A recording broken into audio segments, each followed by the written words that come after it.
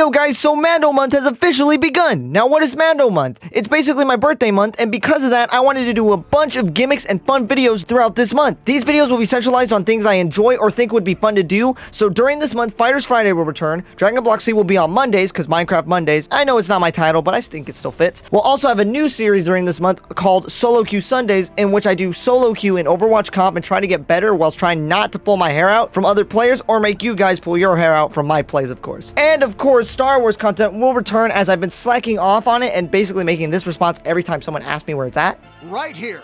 All your needs will be met. I'm hungry. In a minute! And speaking of Star Wars content, what better way to start off the month than with Mando himself? Season 3 of The Mandalorian is officially out, so every Wednesday we'll be doing breakdowns of each episode, along with reviews at the end. So without further ado, let's get right into the breakdown of this episode. So we start off with the armorer in a cave forging a small helmet for someone. Once she's done, we see her exit the forge holding the helmet with other Mandalorians and learn that everyone has gathered around at the beach for the Mandalorian initiation of a foundling. She walks up to the foundling and has him repeat the vows after her, swearing him into the way of the Mandalore, with everyone stating, "This is the way." This event, however, is short-lived as they're then attacked by a giant reptilian creature coming out of the water that kind of looks reminiscent of an alligator snapping turtle, but with a way bigger and elongated snout. The Mandalorians try to fight it off, but to no avail as its hide is just too thick and making blaster fire completely useless. A group then led by Paz Vizsla fly onto the creature's back and place detonators, which do nothing as again its hide is still too thick, making the explosions worthless. The group of Mandalorians still on the ground try to wrangle it using wire cables from their wrist bracers, but to no avail as the creature does a barrel roll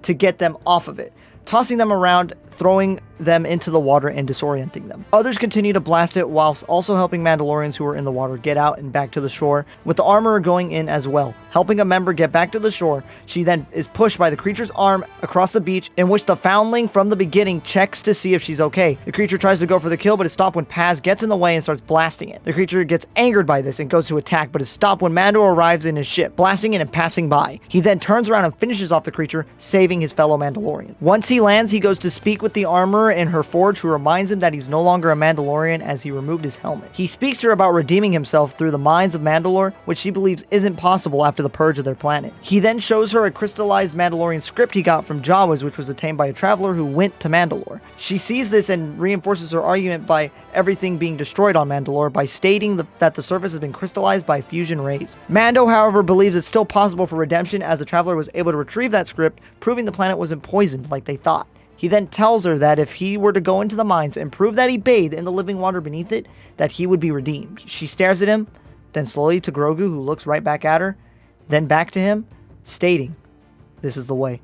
He bids her farewell and heads out on his journey. We then cut to Mando and Grogu in hyperspace, with Grogu looking out into hyperspace, seeing a silhouette of a creature. He focuses a bit more and sees a whole pod of them. Now, the creatures he's looking at are actually called Purgils, which are essentially hyperspace whales. They have the ability to travel through hyperspace by creating Simu tunnels, which we see in Star Wars Rebels when the crew encounters them in their travels. One of the main characters, called Ezra, even uses them to take an Imperial fleet off of the planet they were invading. This natural ability of theirs also inspired the development of hyperdrive technology and wayfinders that were used for hyperspace navigation. Once out of hyperspace, we see that Mando has returned to Navarro to receive help from Greef Karga. Mando and Grogu walk around town and see that it's changed so much, with a market being built in the town, new buildings being established there, a droid helping Taurus. They even see a statue of the IG unit that helped him fight against the Imperial Remnant back in Season 1, with his remains being part of the statue. Mando meets Karga, and we learn that Navarro has become an official trade area and is making tons of profit from it due to their mines on the asteroid field. Karga offers Mando a place to stay and retire, but Mando declines.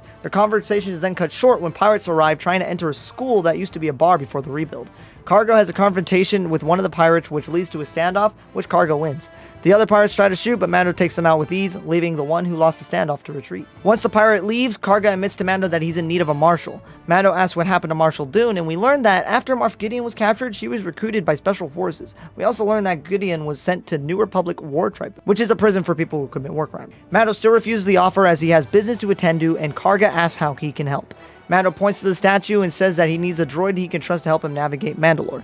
Karga scoffs as there's barely anything left of IG, but lets Mando try to bring him back anyway. Mando ends up booting him back up in Karga's office, but the IG unit defaults to its initial programming and tries to attack Grogu. They put down IG and take it to droidsmiths in order to fix him, called Anzelon. Now, we saw one of these guys back in episode 9 of Star Wars named Babu Frick, or the hey guy as I like to call him, when they needed C-3PO to translate a script or on a dagger in order to defeat Darth Sidious. The Anzelons try to fix IG unit but aren't able to, as his parts are shot and they don't have the resources to repair them.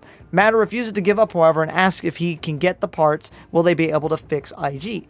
They tell him yes, and he goes out, but not before Grogu gives him a nice hug. As Mando is leaving the planet, he teaches Grogu about the ship and how certain parts work. The lesson is cut short, however, as the pirates he put down earlier attack him. He makes quick work of them before being led to the captain of the pirates' main ship. The captain tells him to surrender the ship and that he'll let him live. Mando, however, tells Grogu to never trust pirates and speeds off past their ship, getting them out of there. Mando and Grogu make one final stop on a planet called Kalevala in the Mandalorian system. Now, Kalevala was homeworld of Duchess Satine, who was the leader of the new Mandalorians, and Senator Tal Merrick, who represented Kalevala in the Senate of the Galactic Republic during the Clone Wars, but was killed in the same year he became a senator, so it was a pretty short term. We see Mando enter a Mandalorian castle in which Bo-Katan is sitting on the throne looking defeated. Mando wants to join her in going to Mandalore, but learns that her forces abandoned her after she returned without the Darksaber. She tells him to be the one to lead, as he has the Darksaber and the others would follow.